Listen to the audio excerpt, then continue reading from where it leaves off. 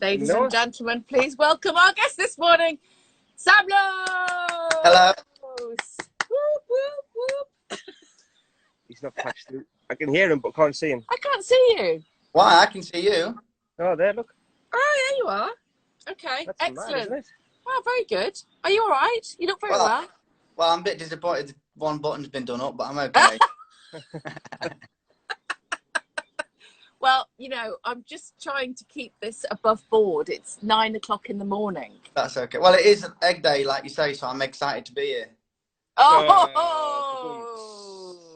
it's all gone on already. Right. It is really nice to see you, Sam, because I feel like I haven't seen you forever. It's been, but also, Sam, you've not really been very kind of visible during lockdown because I presume you've been rehabilitating your shoulder. Is that what's been going on, or have you just been moody?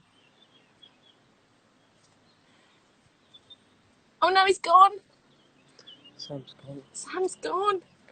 I asked him one question and he's And got that's it, upset he ran and he's away. hung up. You couldn't handle it.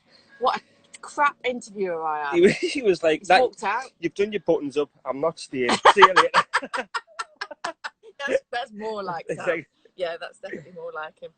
Sam, come back. He will be trying to get back in. Yeah, 1 sec.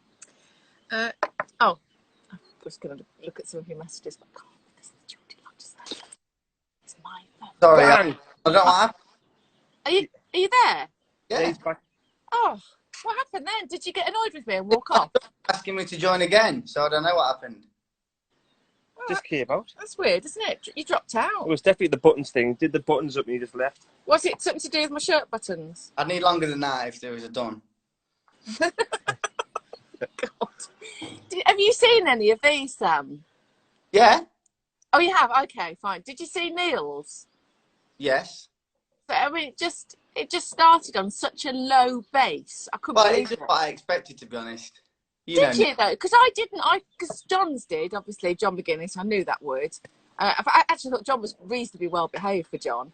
And then I thought Neil would just start professional, but obviously he just came and thought, sod it, I'm just going to go in straight away with a snooker story. Straight in. So, how are you? Lockdown's on. Yeah, go on. No, I'm good. I mean, I was, for me, lockdown, because I have an injury in my shoulder, so I've been recovering from that, and yeah, but it is getting along now. Yeah, I imagine. So just for anybody that doesn't know, obviously during the test in Jerez, wasn't it? You came off your bike and hurt your shoulder. But, I mean, quite nasty, actually.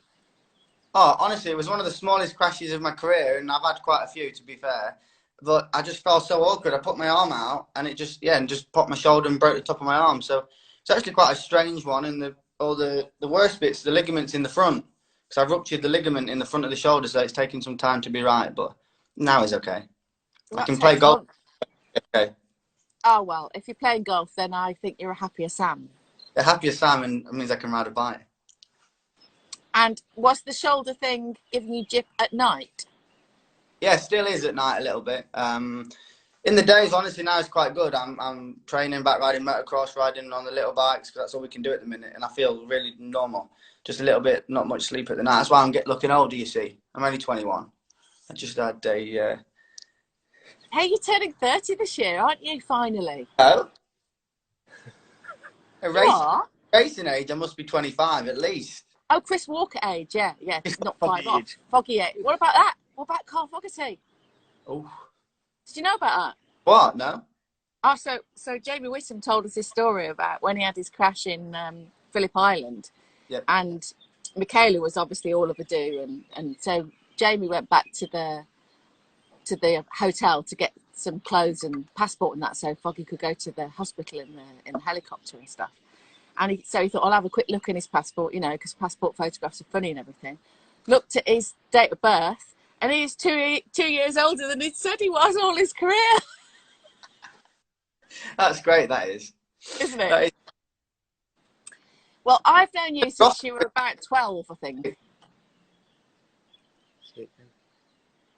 you gone again? No, ask me to repeat that. The audio went. Oh, can you say again, Sam? The audio went. Oh, sorry. No, I just said, maybe Ross is doing that. He's probably going to race till he's 50. Well, who knows? He might already be knocking on the door of 50. You can never bunch of tell. liars. You You can't would, tell with backbiters. Valentino, can you? Because, you know, if he's doing well, he looks really young. And then if he's having a hard time, he kind bad of race. starts to look his age, doesn't he? Are we struggling with Sam's audio? I think so. Oh. I can- Anyway, You're not hearing me very well. yeah, I can now. I can't actually see you because I've got my phone the other way around, so we've got okay. stronger cameras. So I have to look at my other phone to see you, but we can see you. Perfect. Yeah, you're perfect, Sam. But you know that. It's been said before, but I don't know. Now then, let's just rewind a little bit to obviously the start of the season wasn't ideal for you because of your shoulder, and we've only had one race in Qatar anyway for the Moto2 boys. So can we just go all the way back to let's go back to the start of your career, because it was quite extraordinary watching two twin brothers wandering around the paddock and wondering what was going to happen to you. And it's been amazing, actually, both of your career paths, hasn't it? Yeah, it's been a little bit different. We started off, obviously, when we was younger, we was racing together because just we're a family team with mum and dad and stuff. And then, yeah, we sort of just at one point drifted apart and sort of took a different route. Not really planned, just, you know, racing's all about opportunities, and it just sort of ended up being in that direction. But yeah, looking back, it's sort of, yeah, it's strange at the time. And then now Alex is doing good in Superbike and me in a different paddock, it's sort of panned out to that. But yeah, never really a plan. I'd like to race him because then I don't get the question as much about who's faster. And who is faster? Like, he's not here, is he? So I'm going to say me. Actually, you could have ended up in World Superbike, couldn't you, before you came to Moto2? Because that was after 2013. That was on the cards. Yeah, I was talking with Paul Denning as well, and staying with the team I won the championship with in Supersport, and then I decided to try and go to Moto2, and Alex went to Paul's team, so he got a low. It's just a different one. So Alex has to be thankful for me, really. That's what I say to him all the time. Otherwise, he could still be in BSB. How do you differ in character, you two? I don't know. I'm quite nice, funny, nice guy. Alex is the opposite, really. It's not. No, it's not all. I'm a little bit more outgoing than Alex. The last few years a bit more, but when we was younger, I used to do all the talking. Alex just used to sort of stand behind me, not saying much. But now we're quite similar. But he's a little bit more intense than me, I think. Is he more of a thinker? Yeah, that's probably not that difficult though, to be much more of a thinker than me. But yeah, we're so close and we get on so well and we do everything together, and if we go golf or train, we're all very, very, very similar, but we're very different. Like if you got to, and when you get to know us, characters are quite different. But I think that's because we're so close. You sort of balance each other out. So he's good with money, I'm not, but I never had to be when I was younger because he sorted it out. So it's sort of it's like being in a relationship. Do you still have, I mean, obviously you still have a relationship, but do you still have that, is it as close as you always were when you were younger? Yeah, you spent more time together, yeah? Yeah, probably more the last couple of years, actually. I've had not the best couple of years. He's been doing good, but yeah, no, real close. Honestly, if I said different now in lockdown and stuff, but I've seen him a bit, but I'll probably text Alex 50 times a day, every day, for the last 20 years. Really? I don't have many friends, you see. No, well, that's not true. But I just, I know you have all these questions about twins, and I'm sorry, but just humour me for a second, because obviously, if you're not a twin, you don't get it. You know, all you can compare it to is having a super best friend, and you don't know what it's like to not be a twin. So it's difficult to answer these questions about the connection that you have. But it is extraordinary because Alex came into the MotoGP paddock, didn't he, and rode a few races, and we had you both together, which was fantastic, because it'd be great if you were in the same paddock, obviously, to see you race against each other, but just from the outside watching you together is really interesting. Yeah, it's also, lots of people sometimes ask about the connection of the twin thing. Do you feel things that I don't really, but also if I'm not watching, I always watch his races, but if he's had an accident or it's not quite clear what's going on, I always know if something bad's happened, if you know what I mean. But I think you get that with people that you're really close with anyway. You do, but maybe it's inherent with the twin. Maybe it's But because a different connection. Done everything together, got the same interests. You know, we like we're twins, but we also got exactly the same interests, same group of friends in the motorcycle sport. You know, in our lives, it's a small knit community that we always, hopefully, but we're always going to get on because we'd like doing the same stuff. Yeah. Do you fall out spectacularly though as well? Not really. Alex tells me sometimes. He likes to say when I'm wrong.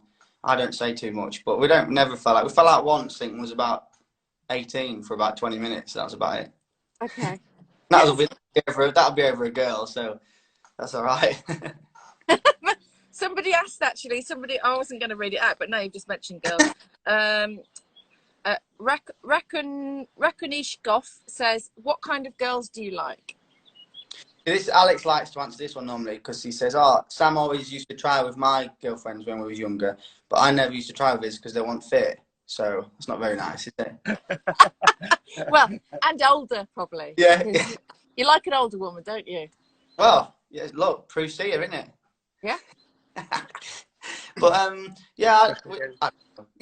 Blushing again. My Geordie Lodge says you're blushing. I actually wondered if Marina had walked into the room because I can't see you, so I'm not quite sure where you went with that one. No, she's not walked into the room. She's looking after her dad now, remember, so I have to be responsible. So she's. I know. You've got lovely Catherine. So how has having Catherine changed you, do you think, or hasn't she? You know, in a lot, it's been nice in a lot of ways. Obviously, having a daughter is one of the best things I've ever done, and just made me more motivated to do well and provide for her in the future. But it's been great. Also, the last couple of months, spending more time with her, and not, you know, the first year and a half I was always leaving and coming back. So now I've got a real nice connection, and it's been good. So yeah, I love being. Catherine's great, and yeah, she's only little still, but she's really good fun. How old is she now? About 18 months? 20 months. Yeah, 20 months. Right, yeah, I thought it was about that age.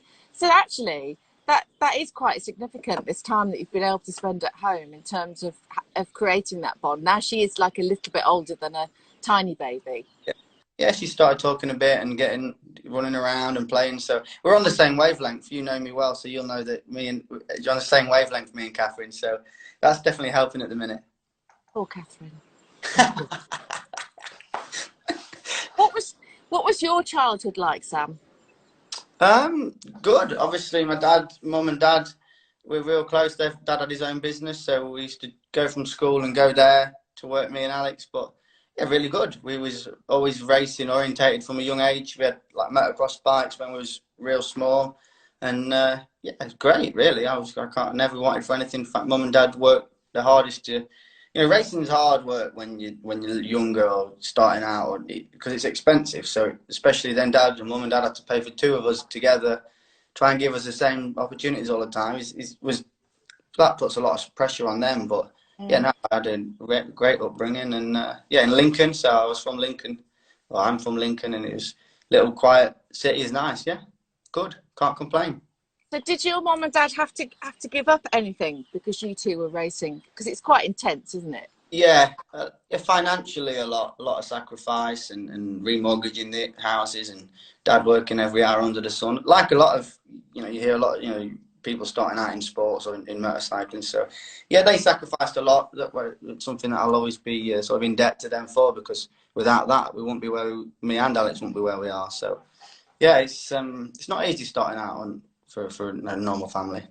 And is that something that you kind of have in recent years kind of realised what they went through as you've got older and you've had more responsibility?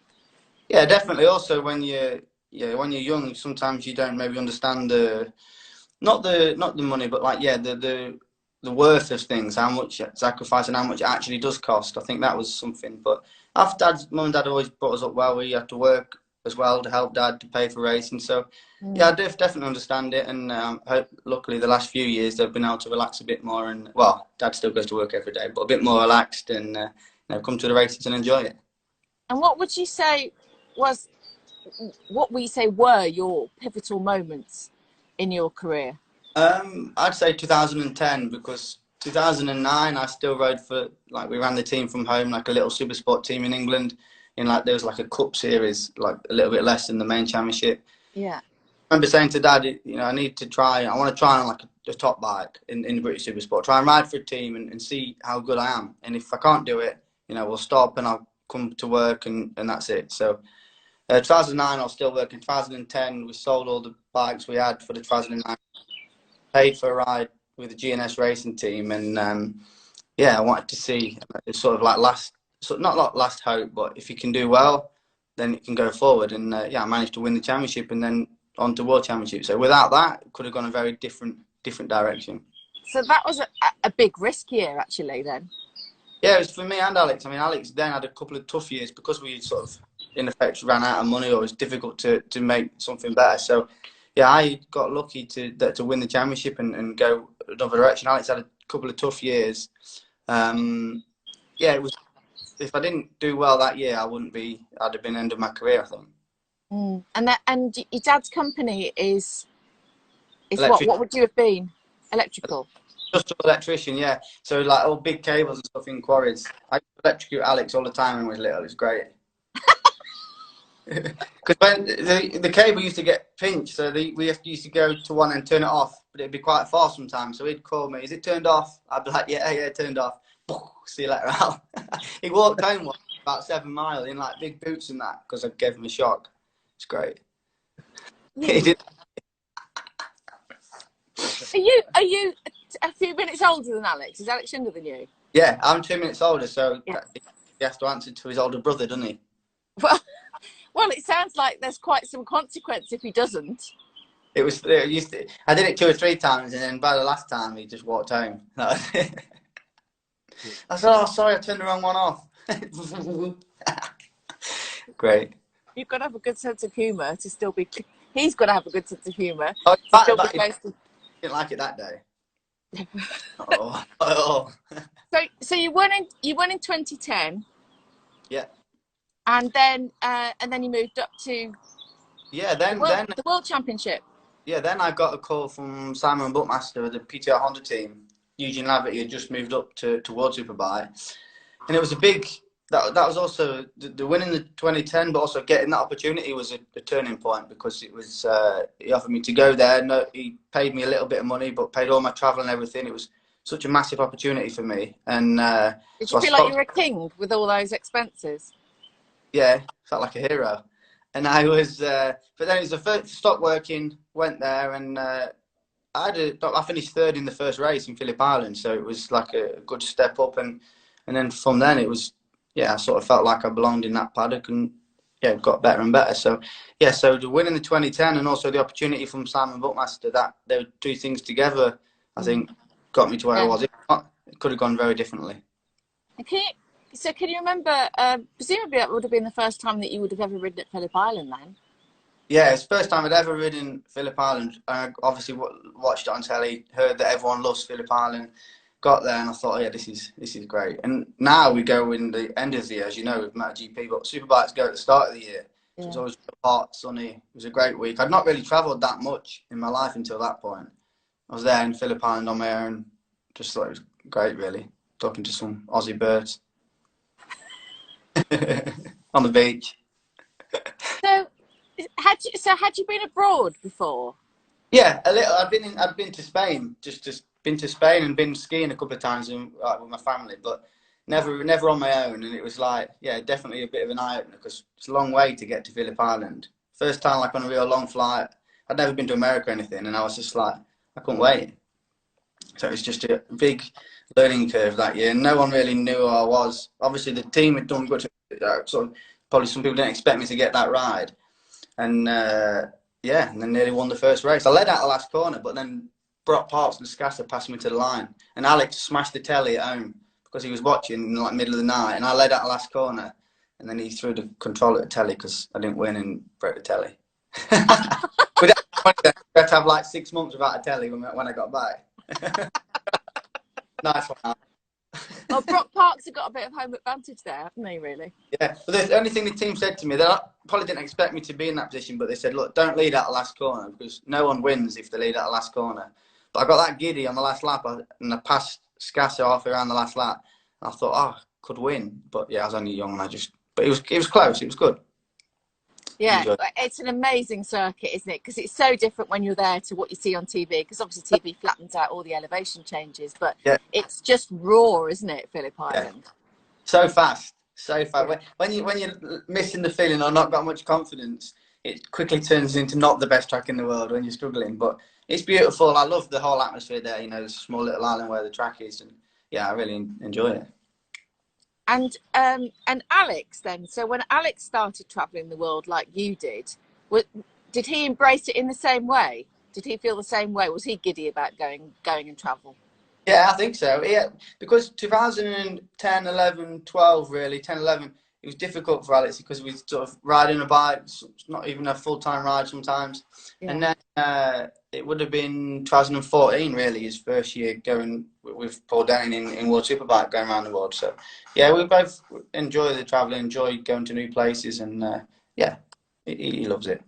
So how is that then, where you've got the balance is different for the two of you? Obviously, you had success earlier than Alex, and it's it's going great for Alex now. But at that time, was there never any kind of envy from Alex, or was it pure support? How did it work between the two of you? Not envy, pure support. Just it was strange because at the time you're still trying to. It's not the right term to use, but still trying to make it. Still trying to you sort of half not nervous, but you're trying to make a career and yeah, make a living in the sport. So even though I was in a better position, was both like sort of scraping by. So it was sort of like we needed to make another step to feel like we would made it. So there was no envy because we was both still sort of working on trying to get where we need to be. So no, never envy. Like never had that between each other.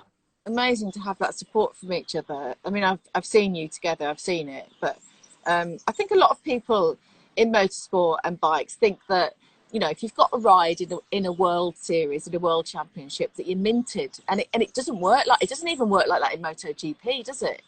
I mean, like, once you get to MotoGP, it's not too bad, but it's difficult because you have to have sacrificed quite a lot of years of either paying for rides or riding for free, or traveling the world but earning a bit of money, sort of paying for itself. So it is. Yeah, you put a lot in, and then hopefully to get some out in a few years' time. But yeah, it's still the best job in the world. I'm not going to sit here and say that it's not that. But no, I'm not sort of coercing you into going down the cul-de-sac like that. But it's just that I'm aware that a lot of Moto3 riders and 2 riders sometimes don't end up with what they think they're going to end up with, and that's just kind of the way it is, really.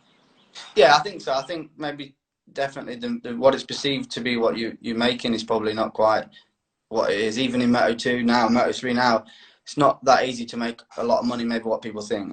Yeah, especially when you spend. Are you a spender? Not too bad now. I've got my daughter, but in the past a little bit. Yeah, Alex will say yes.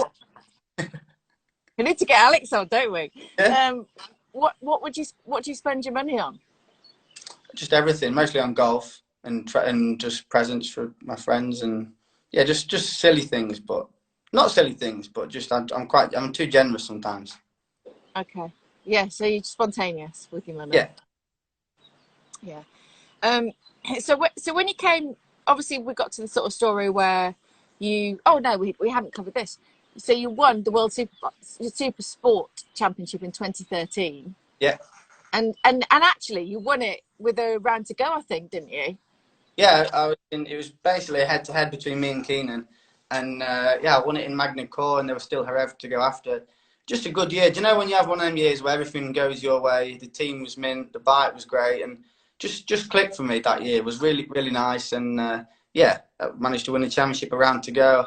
Went to the last race with the pressure off, and it was nice. So it was just a great year. I look back on that in really, really good memories, and gave me a lot of confidence. That I think that's why I really wanted to try and go to Moto2 and see how I could get on, because obviously World Supersport is strong, but it's not like Moto2. So I wanted to see how I could do.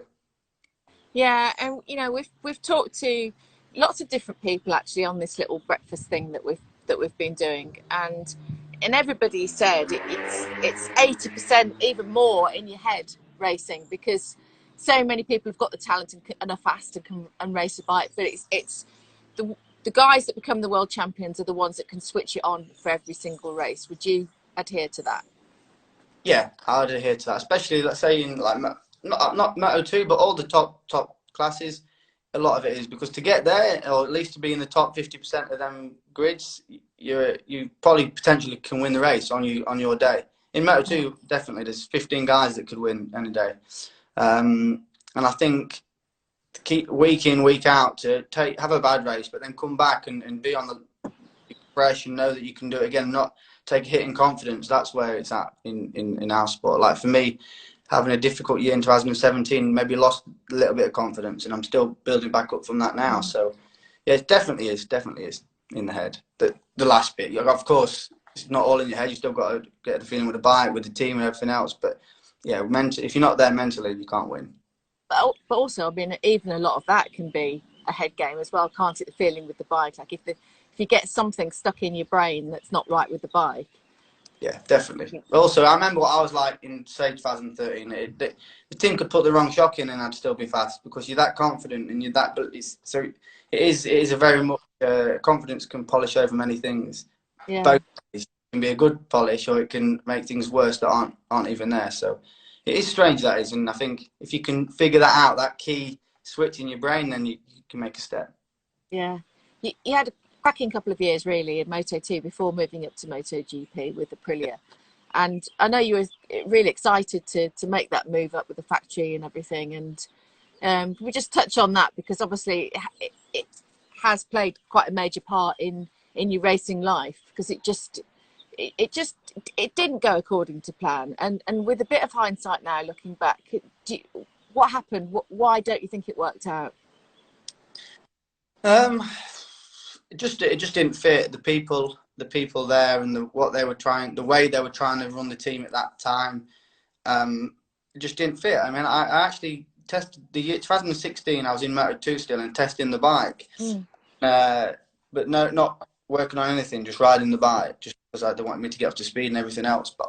And I was fast. I was as fast as what the current riders was. Did a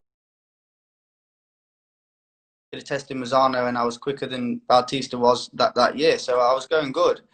And then they brought the new bike out over the winter, but I didn't get to test it. I was still riding the old bike, and then I turned up at Qatar with the new bike, never rode it, didn't have a good feeling. But it was not. I'm not going to start saying it was all them sort of things. It was more a dynamic in the team and the way they made me feel, and then just being not really accepted in the team. I felt like from the start they didn't want me there, from the first round of the year to the end. They didn't really have my back. It was sort of like, oh, Sam can use this because we sort of got it left over or got this, and just didn't fit. They didn't feel good, and I've seen everyone that's been there since. They've made some big changes the last 18 months, but before that, like even Scott went there and didn't really get on very well, and they just made me not enjoy it. And I'd worked all my life to get a shot in MotoGP, and it just wasn't what I expected. I think that was also something. Yeah, but I mean, you've gone back to Moto2 and you're working your way back up now, presumably to get another chance in MotoGP. Is that the end goal? I mean, for me to get another shot in MotoGP, I need to be winning again in Moto2. That's fair. Yeah, I think that firstly, I'm not really thinking about MotoGP at the minute. I'm thinking about just getting back to being at the front and winning in Moto2, and then see what happens. I am 30 this year, but look at a lot of guys. I mean, Luty's 33, Zarco's a bit older, Dovi.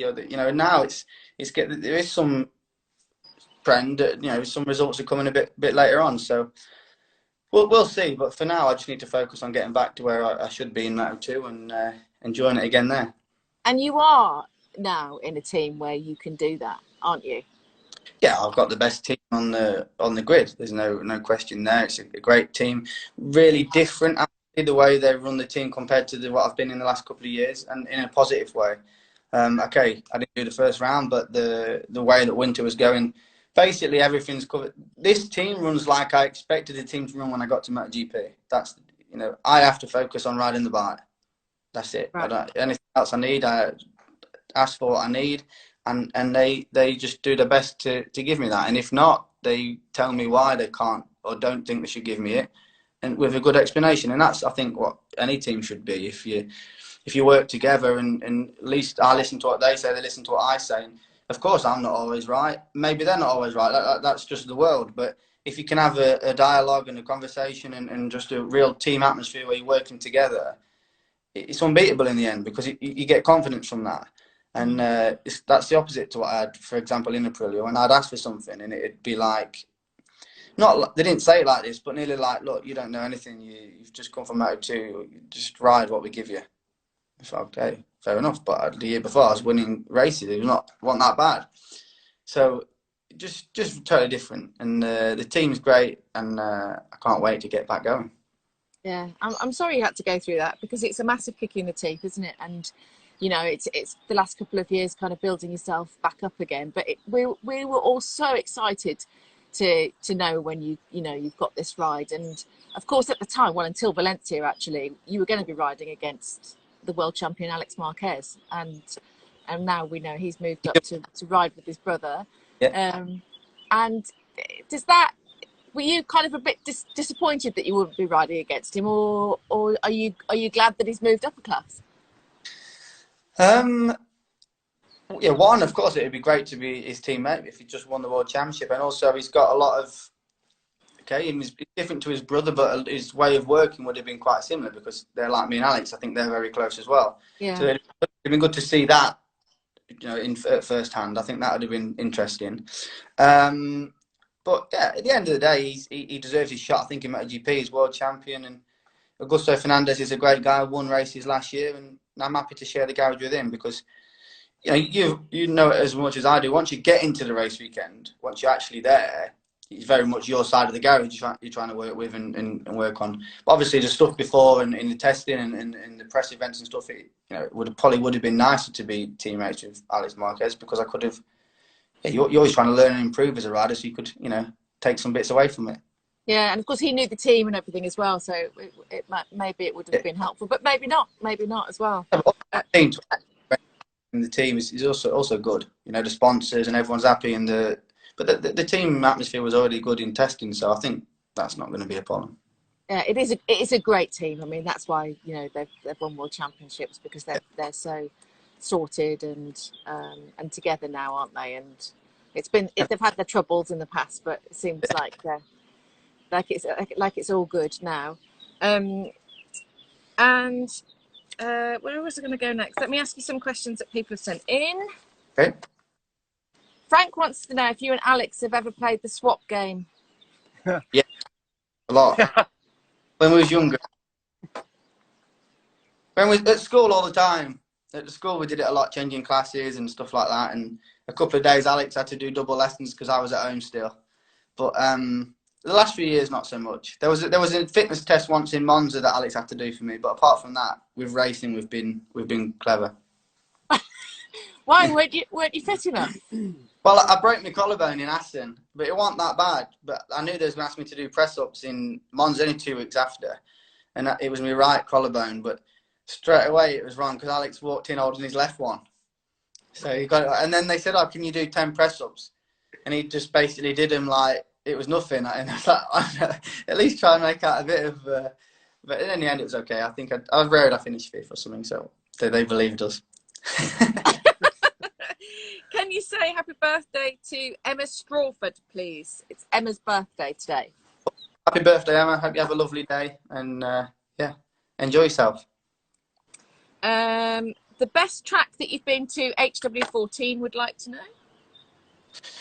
The best track? I think Phillip Island and Mugello. Mugello for the riding and the environment, like the atmosphere aspect. Yeah. Yeah, Mugello, and I've had a couple of poles in Mugello, and you sit there and you look around, it's like, yeah, you think, it'd be nice to get a good result today with all these people. I mean, they're not that bothered about you because you're not number 46, but it is still nice, the atmosphere when you're there. It is an amazing atmosphere, and I would urge anybody that's never been to Mugello to go next year if you can. Very soon go anyway, because change after that, can't it? I think it will change when Valentino's not racing. I mean, it'll still be great, but obviously that era, when that ends, it kind of will just, I think, be a period of time of resettling and reshuffling. And yeah, one of my first years it could have been my second year I raced at Mugello was, you remember when Rossi, I don't know if he was leading or he got pole, He was second, and his engine blew up. But he was Yeah. fighting the race. I can't remember exactly the year.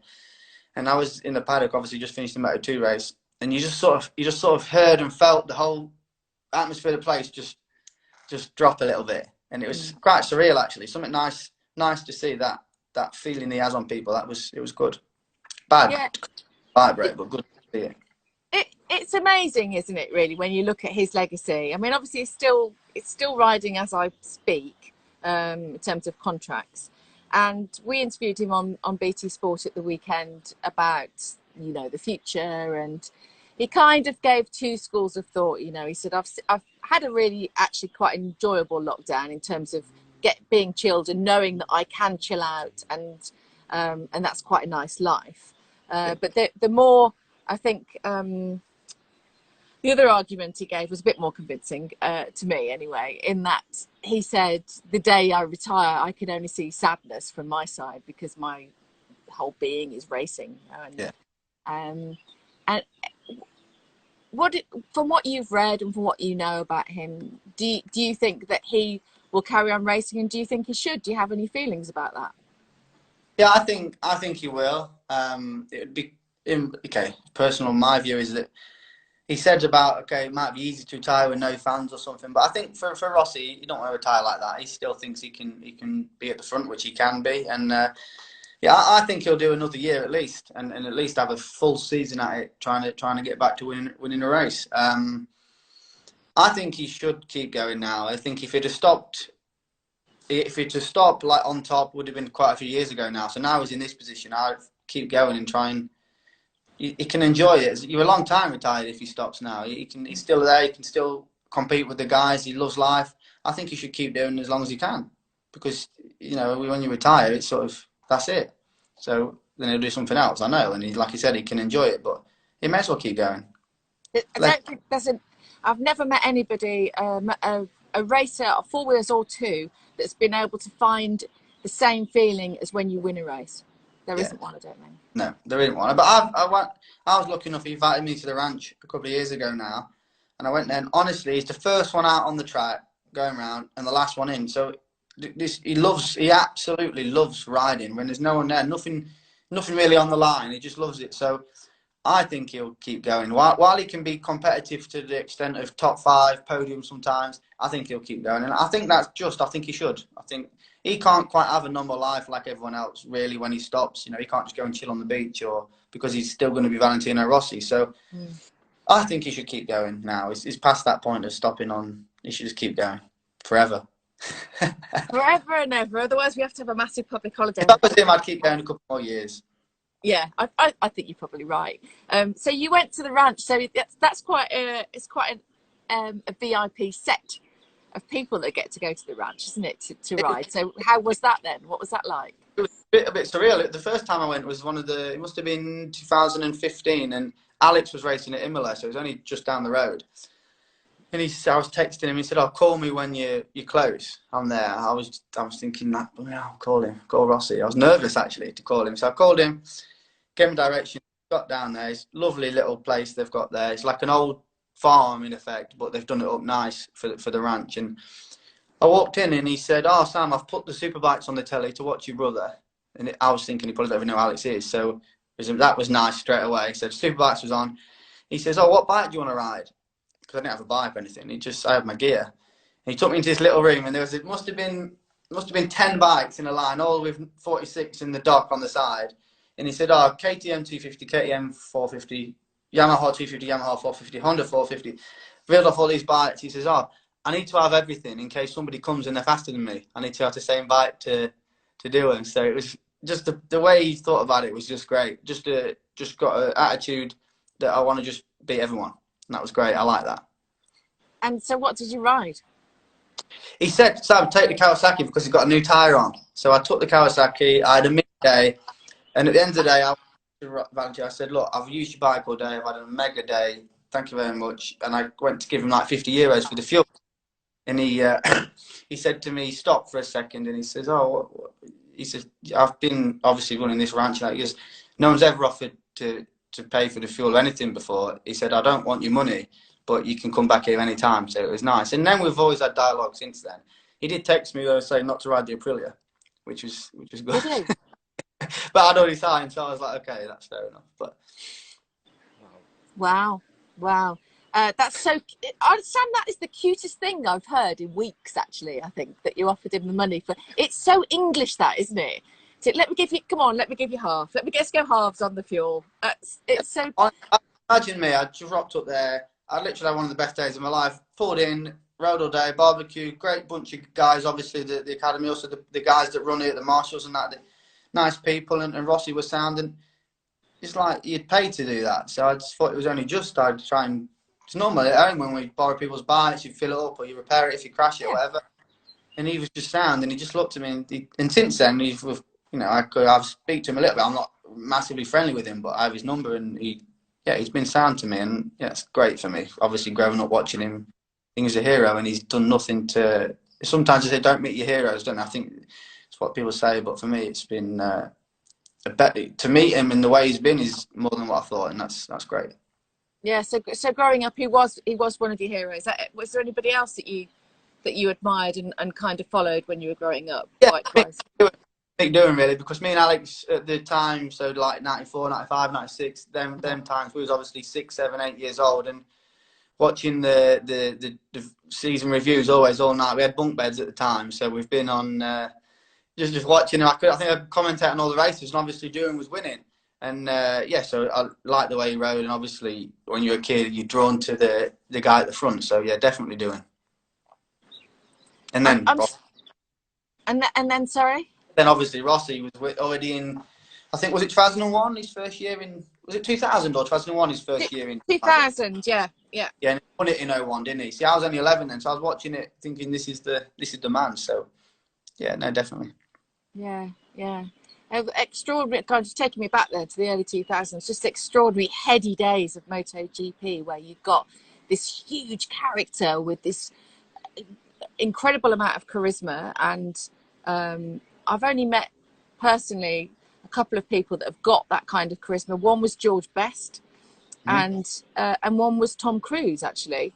It's an energy, isn't it, where you can feel them walk in the room even if you can't see them. It's quite an extraordinary quality to have, I think, and Valentino's got it in spades. It's just something, isn't it? It's not tangible. No, and he's gone on to be super, but he deserves it. Obviously now with the last few years, Marquez is up and winning, but it's a long time. We're talking about 2000s, 20 years ago, and he was winning that, and he's already won in the lower classes. So I think he's a legend in my eyes anyway. Yeah, well, I don't think you can argue between Marquez or Rossi. I don't get that whole tribal thing. It does my head in because, personally, I think that all of you guys and girls should be hugely respected for what you do on the track. And yeah, you can have your favourites, but I think this kind of, it's sort of a football mentality that's come into 2015. It feels like a few times got a bit much, didn't it? But now, hopefully, it'll fizzle out a bit because I don't like that either. Yeah, I think it has calmed down quite a lot, really. And it got bad, didn't it? Was it 15? What was it? 15. 2015. Yeah. I mean, I wondered. You wonder whether that was Valentino's last chance to win a championship, really, don't you? Yeah, it was. Yeah, I think so. But you never know. He could join the Petronas team and it'll all be more relaxed and him be at the front again. Yeah. You won't put it past him. No, it's probably not likely, but you still won't put it past him. So we'll have to wait and see. What about Mr. Crutchlow? Are you friends off track with Cal? Yeah, Cal has been also great to me. We both lived on the Isle of Man, or he lived on the Isle of Man. I was there for a few years, and he was great. But Cal's been really good to me. Obviously, fellow British guy in the paddock. Cal in MotoGP, me was a lot of time in Moto2.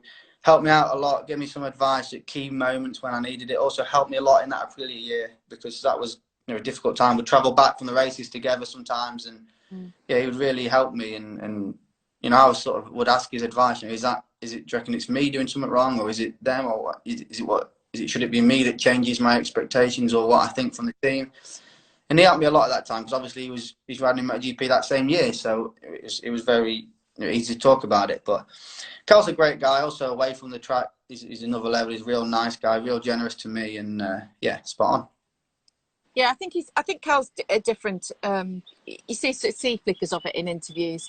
but very much a family man away from the track, isn't Yeah. he? And very generous and very kind-hearted. Whereas, and rightly so, really, when you're in the paddock, you know, you've got to be a bit more nails, haven't you? You've got to have a hard exterior because you're racing against the greatest in the world, and that's just and also some people, all different characters get the best out of themselves in different ways. And you know, if you're a sociable guy, or maybe you can be more outgoing at that point. Some people on a race weekend are just about racing, so it's difficult sometimes. Also, there is a lot of pressure on a race weekend, especially, you know, you get up to MotoGP, you've got to perform, and yeah, it makes you be different. But yeah, we've had some great times in the Isle of Man cycling, and cycling probably not great for me. I've had some long day cycling, should I say? But with the family and going for food and stuff, is top man. Yeah, he's an amazing cyclist. Well, he could be a pro cyclist, doesn't he? Cal could be I've right only up there. Already a few times too many, because I do a lot more fun. I do a bit of cycling, but yeah, he's a machine. Fair play. I'm fine. If I could just sit down on an e-bike, I'd be alright. It must. I'm hoping. I'm talking to Cal at the moment. Actually, I'm hoping that Cal's going to pop in next week. And obviously we'll ask him the question. But you know, he was obviously in with a shot of that factory ride at the end of last year, and it's kind of like I guess it was a roller coaster ride of a weekend or a week or whatever leading up to that. Yeah, it seemed like all happening in a short time, didn't it? Yeah. It was like, I don't know. So were you there for him then? Because, you know, obviously it kind of came to a head, and we all could see what was unfurling, if you like. And before it was announced, we all, you know, could see that Alex was going to get the ride, and you know, that meant obviously that Cal wasn't going to get the ride. And I know Cal loves LCR, and obviously they're a fantastic team, and Lucio, you know, they get on, and they're bonded, and it's a good team. But you know, clearly, if you've been told that you might get the factory ride, then suddenly you start looking at life a bit differently, don't you? So were you there for Cal at that time? Yeah, I was talking a bit, obviously, because also Alex was going to be my teammate, so he was sort of saying, is he going to go, is he not? And but he don't talk too much about his side, but he was, I don't know if he could have had the Repsol ride, he would have been great and would have been better. But I think he's happy at LCR. I think the Honda deal for him is good, and yeah, I think it's just it was tough. It was tough, I think, because it happened so fast, and it was sort of like maybe thought that Alex should have gone into the satellite team first, and you know, Cal really been moved up. Yeah. One of them. Was there a bit of Marquez power, do you think, playing there? Yeah, 100%. I think just it won't come out, will it? But that's what happened, didn't it? I'd say. I guess, I think we all kind of surmised behind the scenes. Yeah, that probably was what happened. But honestly, guy winning a lot. He's got a new deal, a long deal, and you deserve a bit of power in some way. So it depends whose side the French one. His brother's just won the World Championship. Well, quite. You know, he deserves. He, as you said in the beginning of this chat, you know, Alex deserves a ride in MotoGP. He's a world champion, and you know, bang on. He absolutely does. It was just sort of the way it kind of unrolled, really, wasn't it? It just and I felt personally, I did feel for Cal, because I just thought, oh, that's got to sting a little bit, you know. But it's the way it goes sometimes in sport, and obviously he would take it on the chin as much as anybody. It's been a hard way, I think, that the route that you've both had to take. It's quite difficult if you're British, isn't it, to get to that top level. It's probably slightly easier if you're Spanish or Italian, with the way that championships are set up, with the way that grassroots racing happens in those countries, and the fact that eyes are on those two countries. I think if you're British, do you feel as though it's been harder to get to where you are? I think that the level of the Spanish and Italian riders, they just get to the level a little bit earlier. So then you're 15, 16-year-old British guy racing against, or 15, 16, 17-year-old British guy racing against 14-year-olds in Spain, but they've probably got a lot more experience than you, even though the age is younger. So that's what makes it difficult to get the chance, because you're sort of like a few years behind. But yeah, I think there's a lot of sponsors and a little bit more money from Spain and Italy, and a lot of fast guys. So in the end, if you're fast enough, you can get there. But you just got to get the results and find your way through. But hopefully the next years we can have some more British riders coming through, and they're looking Superbike, because we have a very good British Superbike Championship in World Superbike. There's loads of Brits, so yeah, it would be nice to see more come across to the Grand Prix paddock, because for sure we have the speed and the talent and the people. It's just getting the right ride at the right time. And in Spain and Italy, they've been so young and they're so fast straight away that it'd be hard for a British rider to come in from the British National Series into MotoGP or Moto3 and be that fast straight away, because the level and the circuits and everything is so different. Yeah, I would love to have seen Johnny Ray come over. I would love to have seen Johnny race in the MotoGP paddock. Would you? Yeah, definitely, because he's been mega in World Superbike, even on the Honda, which is not a good bike. He was running at the front in Superbike. So I think he would have done well in MotoGP, and for him, when he retires, I think it'll be something that he'll have to not live with, because he's obviously had an amazing career, but he'll be thinking, I should have gone and at least seen how I could have got on for a year or two, because I think he would have done well. Yeah, I wonder if he will, because I was talking to Carl Fogarty. I don't know if you saw that one either. Went on for about 4 days, that chat. Carl actually said, it is one of his regrets that he doesn't know, he wanted, when Cal actually won the race, and it had been, whatever, 30 years since Barry Sheene, or however many years, I can't remember now. He wanted it to have been, 10 years since Fogarty won. He wanted his name to be in the books. And I just thought it was quite interesting that he said that. We have had some news out of the MotoGP paddock. Obviously, Jack Miller moving up to the factory Ducati team. Are you mates with Jack in the paddock?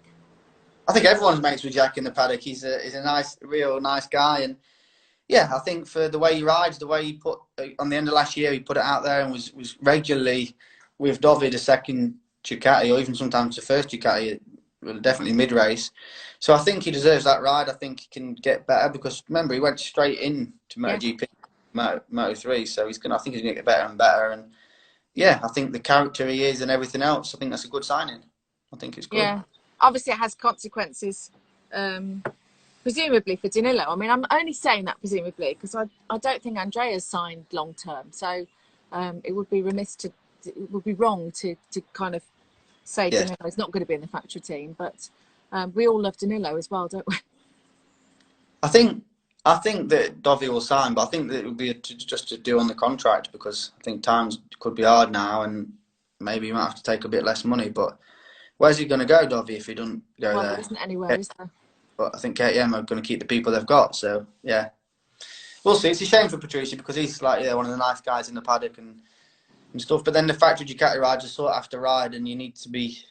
I know he did win a race last year, but you need to be at the front and every week, and maybe they think Jack's going to do that more.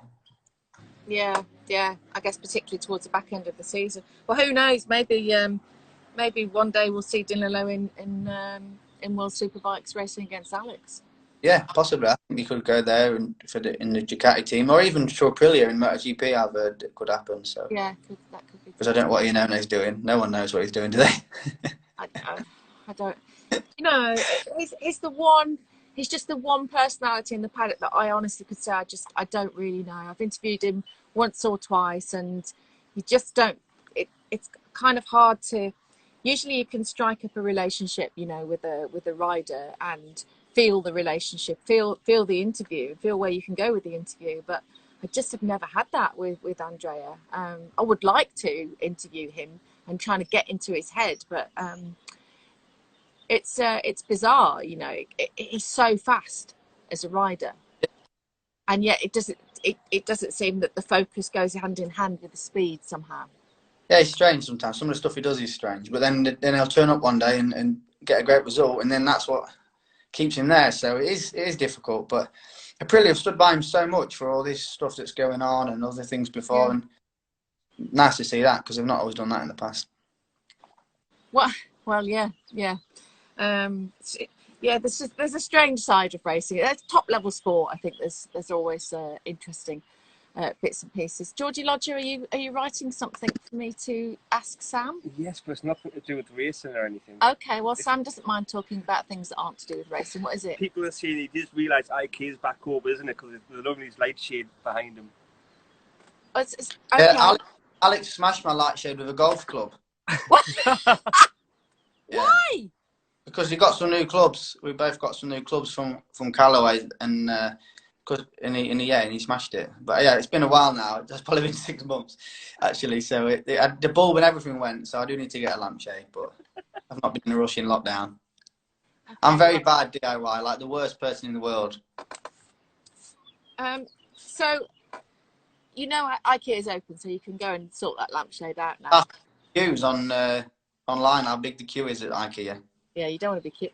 Do you know what? You've painted Alex to be quite violent, actually. He smashed the television when you weren't winning. He smashed your lampshade. This is because you electrocuted him as a child.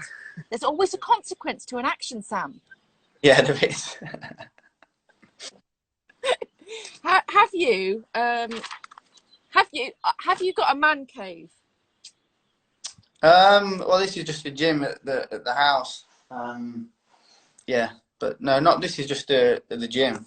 But it's only in it because it's just we've just done it in lockdown. I've just been putting some pictures up with me and Alex behind, but no, not too much because this at the minute I'm only renting this house because I've only just moved back from the Isle of Man. Can we have a look at your pictures of you and Alex? I ain't got many of me and Alex. Okay, what are your pictures of? Are they racing pictures? Yeah. Let's have a look then. I don't know if we can see him, can we? That's Alex when he won the British Championship. Where am I going that way? What we got here? It's all a mess. If I'd have known you was going to get me to do this, then I'd have got it. This is the one I always get abuse for. This picture, because this is me crossing the line in Texas, winning the Moto2 race, my first Grand Prix win, and the wheelie is so bad that Alex got it framed so that he can take the abuse, give me the abuse, because yeah, the wheelie was that bad. Him and Neil Hodgson, and never get many conversations where they don't give me abuse about it. So he got it framed just for that. Terrible. I'm slightly disappointed that you haven't got the picture of us framed when you were both kids. The infamous leather catsuit picture. That's in the bedside table. I'm so sure the gym would love that. I wouldn't be able to concentrate training if it was in here. Do you still have that catsuit or not? Yeah. Yes. Well, maybe if I can get a race win this year, I reckon you should bring it out. Yeah, right then. You don't sound convinced. Yeah, right then. It's at my mum's. It's got a massive rip in the arm. I don't know why. Probably somebody grabbed. Oh. I don't know what happened. I just dropped out completely, which means that we lose the whole conversation, so we can't post it. So now we have to hope that somebody has screen recorded it. Yeah, I don't know. Yeah, it just went off. I don't know. I'm very good with technology either. No, I'm really sorry. It was probably it was all that talk of the leather catsuit. The 4G just couldn't handle it. Crashed it. Crashed it. Anyway, I literally was going to say thank you very much for your time and say goodbye to you and you know wish you all the best for the rest of the season, because I won't see you because we're not allowed to come into the. Yeah, have you got any more information on what? Is it still July, isn't it, in Jerez? They're sort of saying that's 90%, aren't they now, or 95%? Yes. It's a very strong chance that will start on the 19th of July. The first test will be on the Wednesday for everybody in Jerez. Yeah. And then the 26th. And then after that, I believe, yet to be confirmed, but it looks like either Austria or Brno or the other way around. So Austria, Brno, and then back around Europe. And I think they're going to try to see border-wise, you know, what's happening and keep it in Europe for a while. So it'll be pinging between sort of Spain and Italy. They're hoping that Le Mans will get around as well. So, and then maybe at the end of the season, we might even do a flyaway if it's possible. Yeah, that's. I've heard something similar to that as well. Yeah, we're not allowed to test with the Moto2 bikes, which is fair enough. But I think I'm riding in Barcelona on my training bike at the start of July, so that'll be good to test the shoulder just before. Right. Yeah, you must be a bit tentative about that because not having been able to go and actually ride a MotoGP bike, that's tough, isn't it? Yeah, it's the first weekend. If we can only ride on the Wednesday and straight in there, it's going to be the same for everybody. And yeah, it'll be definitely be an interesting first race back because after that long off, we'll all be up for it. So the Moto2 race will be a fun one. Yeah. Oh God. Well, yeah. Moto3 will be hectic. Moto3 always, isn't it? Yeah, yeah. And of course, you're riding against Jake Dixon this year. Yeah, riding against Jake. So he's obviously got a good ride this year with the Petronas team. So it'll be nice for him because last year, being a rookie, loads of new tracks, it's not easy. And yeah, it's really good that he's got a good chance this year and a second year in the class. I think he'll make a good step forward. So that'll be sound. Yeah, we've got John McPhee, obviously, in the Moto 3 class with a good ride again. Yeah, I think So, chance this year. yeah, hopefully. Have you got a message for your friend Ty Woofenden, who's usually watching? Woofy. Yeah, well, I've not seen it. Obviously, with lockdown, we've not been able to see anyone. So hope you're well, buddy. Hope the family's all good, and yeah, hopefully see you soon. Yeah. So listen, lots of love. Thank you for your time, and good luck when the season. Hopefully, when the season gets going, you know we're all completely behind you. We'll be cheering you on from wherever we're covering it from, but it won't be in the paddock, sadly. So, you know. Perfect. Well, yeah, great. Yeah, great to chat, and yeah, speak again soon. Thank you very much. All right. Lots of love, Sam. Thank you very much. Bye-bye. Thank you. Cheers, buddy. Thank you.